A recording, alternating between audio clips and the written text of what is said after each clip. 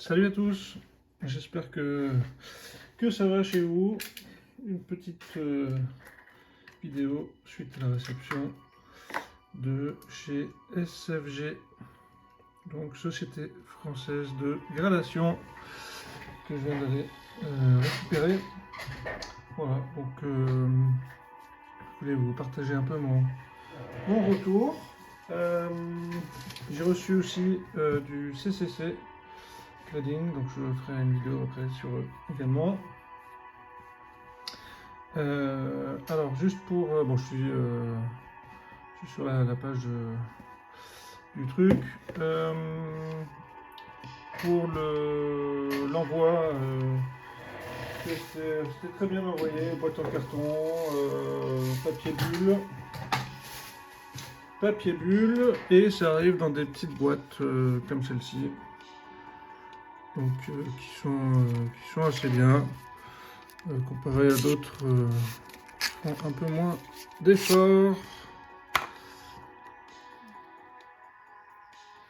Donc la petite boîte, et à l'intérieur vous avez des cartes qui sont comme ceci à chaque fois et qui sont dans une petite pochette de protection. Donc ça c'est très bien, vraiment très bien.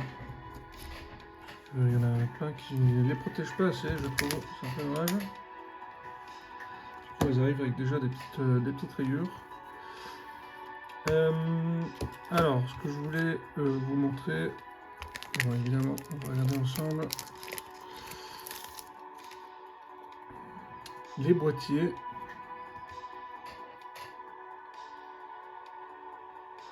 Alors les boîtiers, c'est clairement les mesures des boîtiers PCA. D'ailleurs il s'emboîtent, hein, il y a plusieurs vidéos où on voit. Je ne vais pas vous remontrer.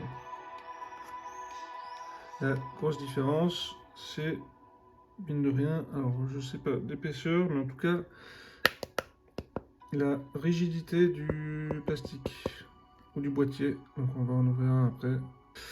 Après l'étiquette, elle est très propre, je trouve. C'est très clean, c'est bien découpé, ça rentre parfaitement dans le boîtier, pas comme d'autres. Donc quand vous achetez du grading chez eux, vous pouvez choisir les différentes étiquettes.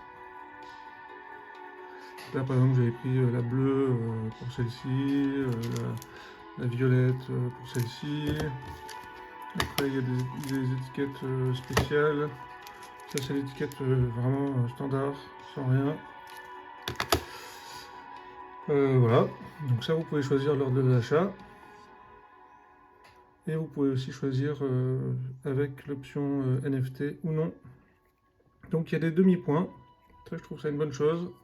Globalement, vraiment ça donne une impression de qualité, bien plus que chez PCA. Après voilà, on va en ouvrir un après pour voir. Au niveau de la notation, alors là par exemple, c'est toujours difficile de comparer les notes des uns et des autres, mais ça c'est un samouraï que j'avais envoyé il y a longtemps chez MTG. À leur début, en fait, après leur début, quand ils ont eu leur nouveau boîtier, je voulais tester le boîtier. Bon, la notation chez eux, c'est un peu du grand n'importe quoi. Ça, c'était revenu de chez MTG en 10, parfait. Subgrade 10 partout, donc bon voilà, on voit que il a eu un 9. Bon, effectivement, hein, mais c'est sûr qu'il ne méritait pas 10, rien que pour le centrage. Alors là, vous n'avez pas de subgrade sur l'étiquette, mais si vous allez dans l'onglet vérifier et que vous tapez ou vous scannez la carte, donc là c'est la 129, hop, on arrive sur le samouraï, SFG, on a ombre ardente, etc.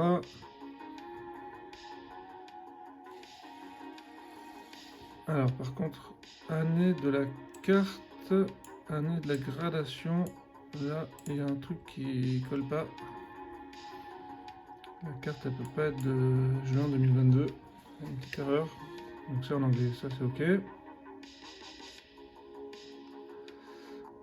Et vous avez les subgrades ici. Alors subgrade, on va y revenir. Vous avez ce que j'aime bien, c'est bon je l'ai mis là, mais c'est le barème, c'est très clair. Parce qu'il y en a chez qui c'est moins clair. Là tout est noté, donc vous avez une note sur 50 pour la surface, sur 20 pour les angles, sur 10 pour le centrage et sur 20 encore pour les bords. Donc c'est un peu leur moyen de pondérer un peu les différents upgrades. Les 4 notes sont additionnées et le résultat est divisé par 10 pour obtenir la note finale sur 10. Et ce que j'aime bien, c'est l'étiquette. Alors, on aime ou on n'aime pas l'étiquette, hein, ça c'est un autre sujet, mais j'aime bien le côté assez simple dans l'explication de la carte, quoi. Quand je reprends par exemple pour moi les plus mauvais élèves de cette catégorie-là, je vais vous montrer. Je sais pas si c'est sur laquelle on va voir ça le mieux. Peut-être sur celle-là. Chez Card Market par exemple, ça fait beaucoup de trucs, SM, Blackstar, Promo, Elite Trainer Box, etc. Je trouve que c'est pas très. C'est écrit en petit, c'est pas très lisible, c'est un peu dommage. Là, voilà, c'est clair. Après, voilà, le logo, encore une fois, ça plaît pas. Bon, ça c'est autre chose, mais j'aime bien le côté assez épuré, on va dire, mine de rien. Du moins sur les écritures, quoi. Ensuite, ce qui me pose un petit problème là, quand même. C'est le début, hein, faut rester. Comment dire, dans la critique positive, je pense. Il faut laisser leur chance. Ils vont sûrement s'améliorer avec le temps. C'est en termes de subgrade, donc la notation. Je trouve que ça manque un petit peu de cohérence parfois. Je vais vous montrer ça. Donc là, par exemple, lui. Bon, bord 15 sur 20, centrage 5 sur 10, ok. Bon, là c'est dans le quai, c'est difficile à voir. Effectivement, le centrage, alors je sais pas si on va le voir à la caméra, mais en tout cas, elle est décentrée cut à gauche et surtout cut en haut par rapport à en bas. Bon, centrage 5 sur 10. Alors ça peut être considéré comme quand même une très mauvaise note en centrage. J'ai vu pire, 5 sur 10, pour avoir du 5 sur 10. Mais là où ça me pose problème, par exemple, c'est, je vais vous en mettre une autre. Donc le Noctali, là, VMAX, c'est là 130. La 130, on a également un centrage de 5 sur 10. Et là, pour le coup, alors elle est légèrement cut à droite, sûrement légèrement cut en bas, mais l'impression de prendre la même mauvaise note, entre guillemets, que celui-ci, qui est plus décentré, c'est un peu gênant. Par exemple, je vous montre sur un autre exemple. Ce petit soporifique. Alors d'ailleurs, sur ce soporifique, donc c'est bien du set de base, mais il n'y a pas d'indice de rareté, donc je voulais voir comment il le prenait en compte. Alors je vais quand même le réécrire, savoir si c'est un oubli ou s'il ne le marque pas. Par exemple, AP Grading en Allemagne, eux, ne l'indiquent pas. Ils mettent ni première édition, ni no rarity. Donc c'est à savoir. Mais là, pareil, si je me remets sur celle-ci, la 123. Ouais, on a un centrage de 5 sur 10. Alors là, je pense que vous voyez bien qu'elle est quand même bien décentrée sur la gauche. même un petit peu en haut. Mais voilà, on n'a pas la même impression, du moins c'est pas aussi marqué. Et au dos, bon là le dos de celle-ci est moins décentré que sur l'avant, mais le dos du Noctalis, alors c'est difficile à l'œil nu évidemment, mais qu'elles aient toutes les deux 5 sur 10 en centrage. Alors j'ai l'impression, j'ai pas vu d'autres notes en centrage que du 5 sur 10 ou du 10 sur 10. Alors peut-être qu'il manque encore un peu de précision quant au centrage. Donc à voir comment ça évolue. Je vais essayer de les Alors, je les ai contacter eus au pour téléphone à comprendre ce ça. sujet. Et en fait, il m'a bien expliqué. Et du coup, c'est assez simple. C'est en fait dans leur barème de notation. Donc, c'est marqué sur 10. Mais en fait, ils ont en gros trois notes. Ils ont le 0, le 5 sur 10 ou le 10 sur 10. Donc, ce qui explique pourquoi est-ce qu'on est sur du 5 sur 10 là à chaque fois, ou du 10 sur 10. Voilà, donc c'est l'idée, c'est on va dire de simplifier un peu la notation de leur côté. Donc voilà, c'est pas une erreur, c'est voilà, une approche spécifique qu'ils ont. Donc on a encore une fois du 0, du 5 ou du 10 sur 10. Pareil pour les autres notes, en fait, sur 20, ce sera du 0, 5, 10, 15, 20 sur 20. Voilà. Donc tout ça pour, encore une fois, simplifier un peu la notation de leur côté. Donc c'est important de le savoir. Et ils m'ont dit aussi qu'ils allaient communiquer là-dessus, histoire que ce soit bien clair pour tous.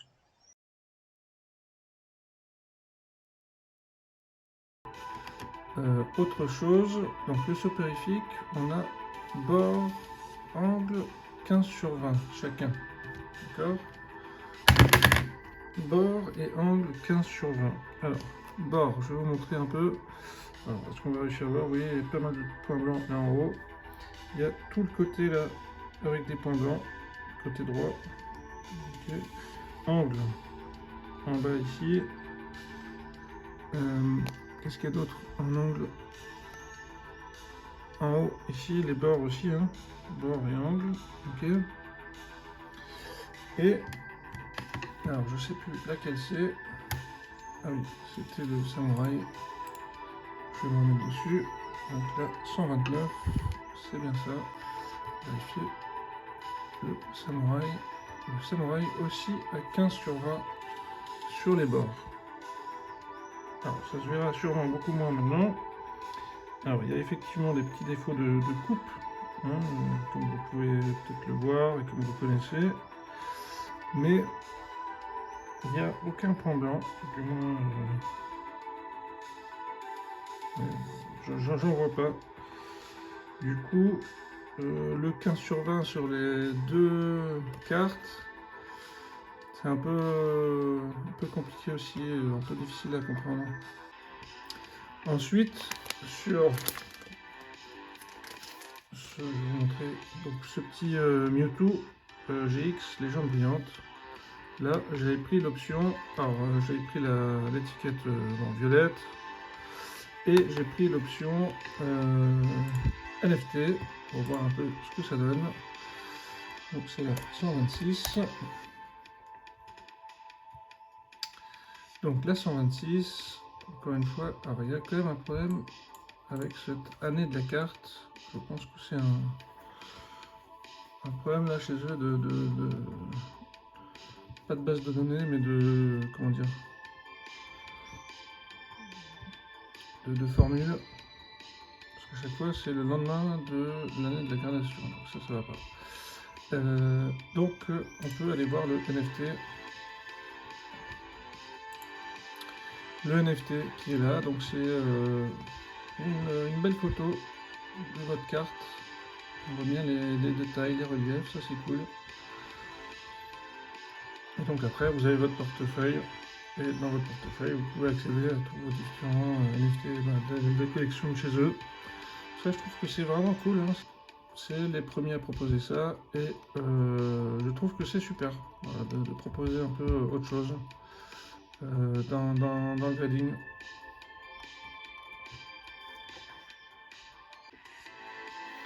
D'ailleurs, j'en reviens à ce Mewtwo, parce que donc lui il a eu un 10 parfait. En subgrade, on voit bien 10 sur 10, alors que elle est clairement décentrée sur la gauche. Au bas, ça va, mais décentrée sur la gauche. Ça c'est voilà, ça c'est des détails qu'il va falloir, sur lesquels il va falloir être vigilant et qu'il va falloir corriger pour pas voilà, qu'on se dise que ce soit noté de façon aléatoire, parce que je pense pas que ce soit le cas, mais voilà, il faut qu'il soit vigilant là-dessus. Donc on va s'ouvrir ce petit samouraï. Alors déjà, franchement, on a cette impression de qualité supérieure, du moins de rigidité que j'aime bien. Comme chez AOG Grading. Alors c'est pas aussi massif et ça n'a pas l'air aussi costaud que du AOG, mais quand même bien plus que du PCA. Voilà, ça bouge à peine. PCA, vous faites ça, le truc se plie.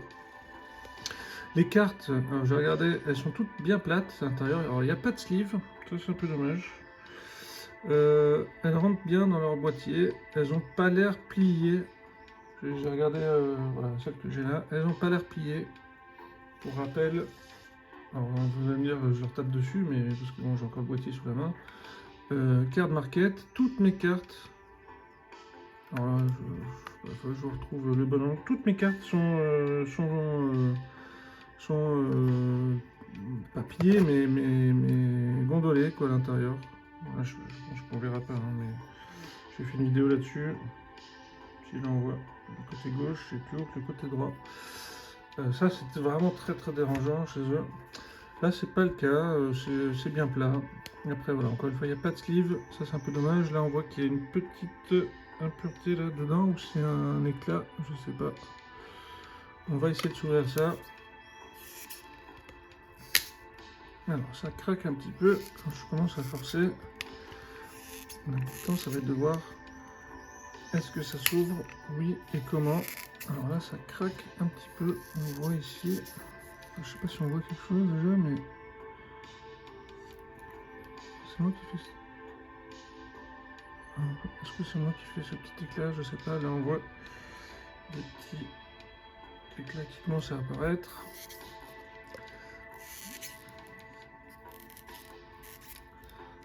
C'est un peu le passage obligé maintenant, malheureusement, pour les sociétés de grading, c'est de se faire ouvrir leur boîtier. En même temps, on a eu tellement d'histoires, et on en a encore tellement, que c'est quand même vachement important. Alors ça craque, ça craque. Je vais essayer vraiment de faire tout mon possible. Pas utiliser d'outils. Alors, pour éviter de le casser, le but c'est de pouvoir voir. Alors là, il a déjà bien pété ici. Je sais pas si on va. Là, on voit ici, là, claque sur toute la longueur. Alors ça, c'est une bonne chose. Est-ce que. Ah, alors maintenant, j'arrive à rentrer. Alors, par contre, j'ai pété. On voit ici, ça fait un petit éclat. Ça fait une ouverture, mais voilà, il s'est cassé ici, là, net. Alors, je vais essayer d'ouvrir ailleurs.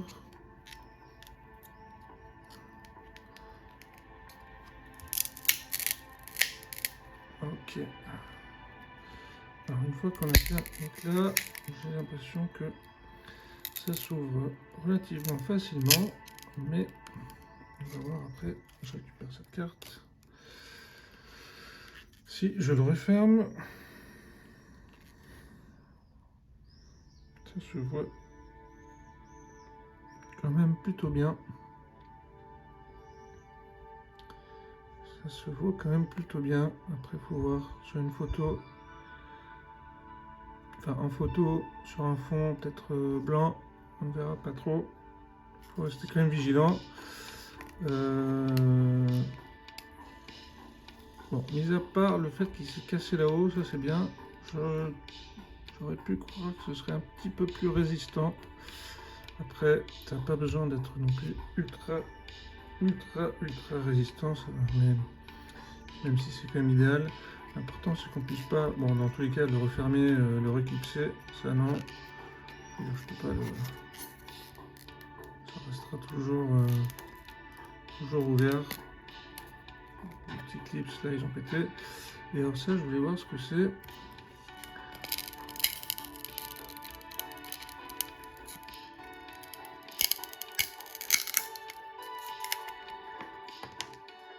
Ah ouais, c'était une petite poussière là, qui était restée coincée dedans.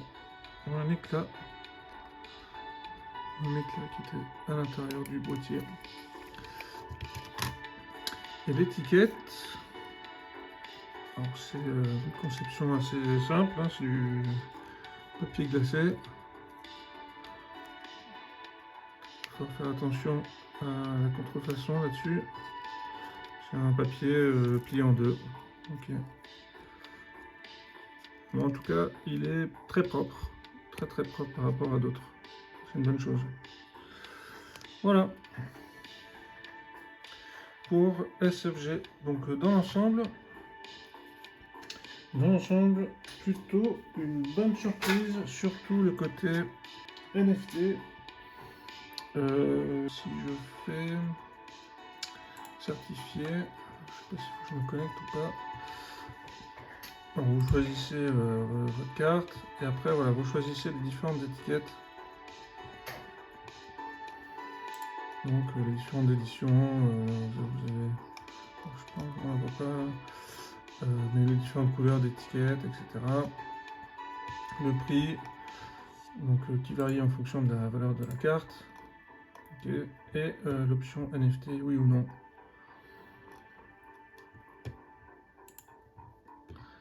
Donc le seul reproche entre guillemets sur cette partie-là, mais ce que je peux faire, pareil pour tous les autres, toutes les autres boîtes françaises entre guillemets, c'est le côté il faut aller chercher sa carte, etc. Ça je trouve ça toujours très chiant quand on est maintenant relativement habitué, par exemple chez AP ou chez AOG. D'ailleurs c'est les deux seuls hein, en fait qui font ça. Vous n'avez rien à rentrer, vous envoyez vos cartes, ils s'occupent de rentrer. De faire la recherche de la carte, etc. Jusqu'à présent, j'ai pas eu d'erreur. Donc voilà, ça c'est un détail, mais qui a quand même son importance. Donc là, SFG, ils n'ont rien à rougir hein, par rapport aux autres français, parce que c'est pareil. Donc il faut aller chercher sa petite carte, machin. Alors pour l'instant, ils sont pas encore très chauds pour du japonais encore, je crois, parce que qu'est-ce que c'était? Si tu veux changer la langue, je ne me rappelle plus. Tac. Je crois qu'il faut le préciser, je ne me rappelle plus comment j'avais fait. Il fallait que je précise après lequel est en japonais ou pas. Bon.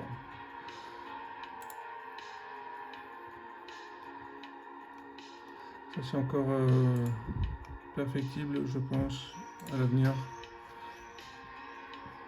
Mais voilà, sinon, voilà, globalement, plutôt une bonne surprise.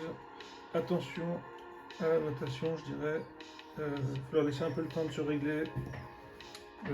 S'ils voient la vidéo, je leur dirais de faire attention à la cohérence de leur notation et à la récurrence, quoi, que ce soit compris de tous. NFT, super. Le boîtier, visiblement, il se casse quand on essaie de l'ouvrir. Ça, c'est une bonne chose. C'est une très bonne chose.